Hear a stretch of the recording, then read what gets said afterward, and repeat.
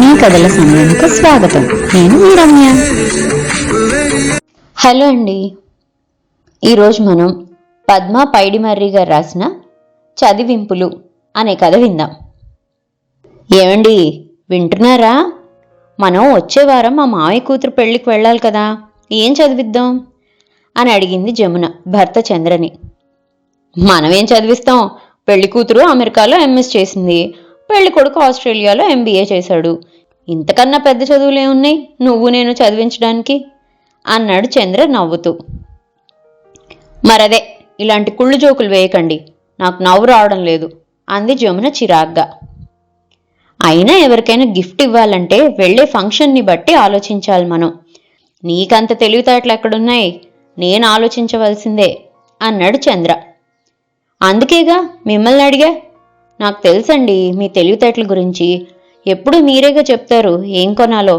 ఈసారి కూడా సరైంది మీరే చెప్పండి, అసలే మా మేనకోడలు పెళ్ళి అంది జమున. ఏంటబ్బా ఇంత ప్రశాంతంగా ఒప్పేసుకుంది, దాని తెలివితేటల గురించి వాదన గొడవ ఏమీ లేవు, ఆశ్చర్యంగా ఉందే అని అనుకున్నాడే గాని అది తుఫాను ముందర ప్రశాంతత అని తెలుసుకోలేకపోయాడు చంద్ర. నీ మేనకోడలేగా, బంగారు దిద్దులు కొందాం, గొప్పగా ఉంటుంది చెప్పుకోవడానికి అన్నాడు చంద్ర. అమ్మో బంగారమే? ఎంత మేనకోళ్ళైతే మాత్రం బంగారం రేట్ ఎలా ఉందో తెలిసే మాట్లాడుతున్నారా?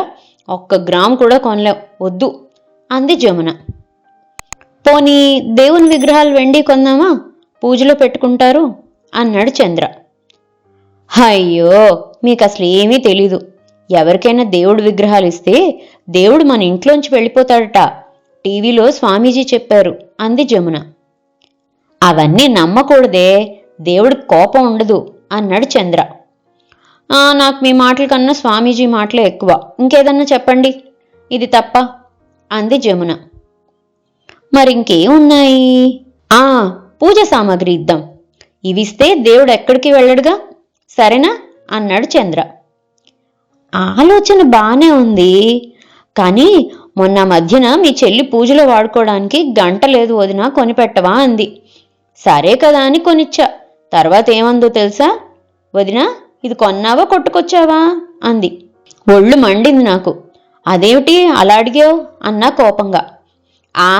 గంట తిరగేసి ఉంటే కొట్టుకొచ్చినట్లు, మామూలుగా ఉంటే కొన్నట్లు, ఇది అట్టపెట్టెలో తిరగేసుంది, అందుకే అలా అడిగా అంది నవ్వుతూ. ఇదెవరు చెప్పారు దానికి అన్నాడు చంద్ర. త్రివిక్రమ్ సినిమాలో చెప్పాడట. పెళ్లివాళ్లు కూడా అలాగే ఆ సినిమా చూసి గంట మనం ఎక్కడో కొట్టుకొచ్చాం అనుకుంటే మన పరువేం కాను, వద్దులేండి అంది జమున.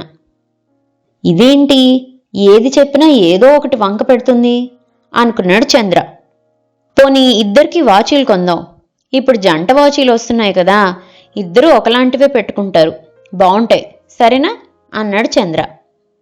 ఏమి బాగు నా మొహం, ఇప్పుడు వాచీల్లో టైం చూసుకునే అంత టైం వాళ్ళకెక్కడిది, అంతా సెల్లులోనే అంది జమున ఆ సలహా కొట్టి పారేస్తూ. చంద్రానికి ఒళ్ళు మండిపోయింది. అన్నిటికీ వంకలు పెడతావేంటి అని గట్టిగా అరిచాడు జమున మీద. సరైంది ఒక్కటి చెప్పలేదు గాని నా మీద అరుస్తారేమిటి అని చిరాకు పడింది జమున. ఇలాంటప్పుడే మనం సహనంగా ఉండాలి, మన తెలివితేటలకే పరీక్షలా ఉంది అనుకున్నాడు చంద్ర. సరే సరే, మంచి గంటలు గడియారం ఇద్దాం, గంట గంటకి గంటలు కొడుతుంది, మా చిన్నప్పుడు మా ఇంట్లో ఉండేది, భలే బాగుంటుంది అన్నాడు చంద్ర. ఇద్దరూ ఉద్యోగాలకి పొద్దున్న పోతే రాత్రి వస్తారు, ఇంకా గంటలు ఎవరు వింటారు? అలసిపోయి వచ్చాక ఆ గంటల శబ్దం వింటే తలనొప్పి వస్తుంది. మీ చిన్నప్పటివి ఇప్పుడు చెప్పకండి అంది జమున. ఇదంతా ఎందుకు, డబ్బులు ఇచ్చేద్దాం, వాళ్ళకి నచ్చింది వాళ్ళు కొనుక్కుంటారు, చూసావా మరి అది తెలివంటే, సమస్య తీరిపోయిందిగా అన్నాడు చంద్ర గర్వంగా. ఏమి తీరింది? పెళ్ళంటేనే బోలెడు ఖర్చులు, ఎంత డబ్బున్నా సరిపోదు, మనం చదివించిన డబ్బులు కూడా ఏదో ఖర్చులో వాడేసుకుంటారు, మన గుర్తుగా ఏముంటుంది, వద్దు అంది జమున. హోరి నాయనో, నా వల్ల కాదు, నన్ను వదిలి, బుర్ర వేడెక్కిపోయింది అన్నాడు చంద్ర. ఎప్పుడు నాకన్నా తెలివితేటలు మీకే ఎక్కువని గొప్పలు పోతారు, సరైంది ఒక్కటి చెప్పలేకపోతున్నారు అని చెప్పింది జమున. అబ్బా నీతో భలే కష్టమే, బట్టలు పెట్టేద్దాం, కొంచెం పెద్దరికంగా ఉంటుంది కూడా, సరేనా అన్నాడు చంద్ర. బట్టలైతే అసలే వద్దు, రంగు నచ్చలేదు, అంచు బాలేదు, ఇలాంటిది నా దగ్గర ఇంతకుముందే ఉంది, మళ్ళీ ఏం చేసుకోవాలి అని చాలా వంకలు పెడతారు. పైగా బిల్లుందా, మార్చుకుంటాం అంటారు అంది జమున. బిల్లు ఇచ్చేద్దాం, మనకెందుకది, నచ్చకపోతే మార్చుకుంటారు అన్నాడు చంద్ర. మరదే, తెలివితేటలు ఇంతేనా? ఎవరికైనా బట్టలు పెట్టేటప్పుడు ఏం చేస్తాం? రేటు ఉన్న ట్యాగ్ తీసేస్తాం కదా. ఎందుకు? ఖరీదు ఎంతో తెలియకూడదని. ఇప్పుడు అడిగారని బిల్లు ఇచ్చామనుకోండి, ఇంతేనా, ఏదో ఆఫర్లో కొనేసినట్లున్నారు అని మూతి 30 వంకర్లు తిప్పుతారు అంది జమున. ఇందులో అంతుందా అనుకున్నాడు చంద్ర. పోనీ విదేశాల నుంచి వచ్చే పూలతో పెద్ద బొకే కట్టిద్దాం, చాలా బాగుంటుంది, ఖరీదు కూడా ఎక్కువే, పెద్ద పెద్ద వాళ్ళు ఇవే ఇస్తూ ఉంటారు, సరేనా అన్నాడు చంద్ర. మతుండే మాట్లాడుతున్నారా? ఎంత ఖరీదున్నా నా మేనకోడలికి బొకే ఏంటి, బొకే ఇచ్చి బానే తినేసి వెళ్ళిపోయారు అనుకుంటారు. సరిగ్గా ఆలోచించండి అంది జమున. ఇప్పటికే నా బుర్ర వేడెక్కిపోయింది, ఇంకా నా వల్ల కాదు, ఇదే నా ఆఖరి సలహా, దేవుడి ఫోటో ఫ్రేమ్ ఇచ్చేద్దాం అని లేవబోయాడు చంద్ర. ఏమిటి లేస్తున్నారు, కూర్చోండి. ఇదేమి సలహా అండి బాబు, ఈ రోజుల్లో ఇళ్లల్లో మేకులు కొట్టి ఫోటో ఫ్రేమ్స్ ఎవరు పెడుతున్నారు?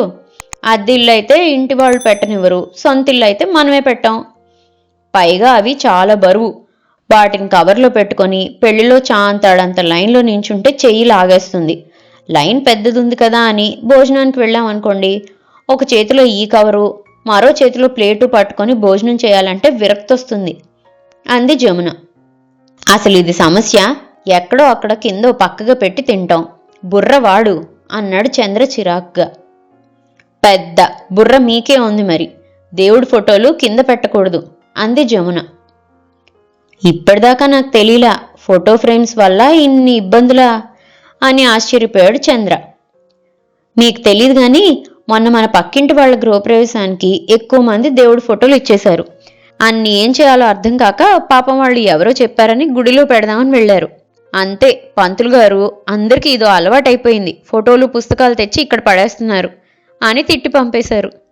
సరేలే నదిలో వేద్దామని వెళ్తే గాజు ముక్కలు మేకులు గుచ్చుకొని చేపలు చచ్చిపోతాయని అక్కడ వాళ్ళు గసిరి పంపేశారట అని ఆగింది జమున. మరేం చేశారు అవన్నీ అన్నాడు చంద్ర ఆసక్తిగా.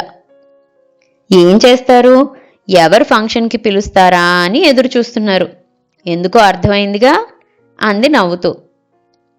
ఒప్పుకుంటున్నా, ఇంకా నా వల్ల కాదు, నువ్వే చెప్పు ఏమిద్దాము అన్నాడు చంద్ర. సరే అయితే హాయిగా ఒక 1/2 డజను మంచి మొక్కలు ఆన్లైన్లో పంపేద్దాం వాళ్ళ ఇంటికి, ఇద్దరికీ మోత బరువు తగ్గుతుంది, పర్యావరణానికి మంచిది మొక్కలిస్తే, ఏమంటారు అంది జమున. నువ్వు ముందే నిర్ణయం చేసుకొని ఇంతసేపు నన్నెందుకు అడిగావు అన్నాడు చంద్ర ఆశ్చర్యంగా.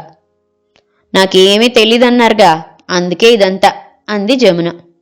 నేను మామూలుగా అన్నానే అన్నాడు చంద్ర. కానీ నేను సీరియస్గా తీసుకున్నా అంది జమున నవ్వుతూ. ఏమనాలో అర్థం కాక అలాగే ఉండిపోయాడు చంద్ర. ఇంక బుర్రలకి పనాపి తయారై వెళ్ళి ఓ 1116 ఆశీర్వచనాలు చదివించేసి హాయిగా కడుపు నిండా తినేసి వచ్చేద్దాం, ఏమంటారు అని అంది జమున. అనడానికి ఏముంది, అంతేగా అన్న చంద్ర మాటకి హాయిగా నవ్వుకున్నారు ఇద్దరు. ఇదండి చదివింపులు కథ. మరో మంచి కథతో మళ్ళీ కలుసుకుందాం, అంతవరకు సెలవు. కథ కనుక మీకు నచ్చినట్లయితే లైక్ చేయండి, షేర్ చేయండి, అండ్ మరిన్ని ఇంట్రెస్టింగ్ కథల కోసం ప్లీజ్ సబ్స్క్రైబ్ టు మీ కథల సమయం. Thank you.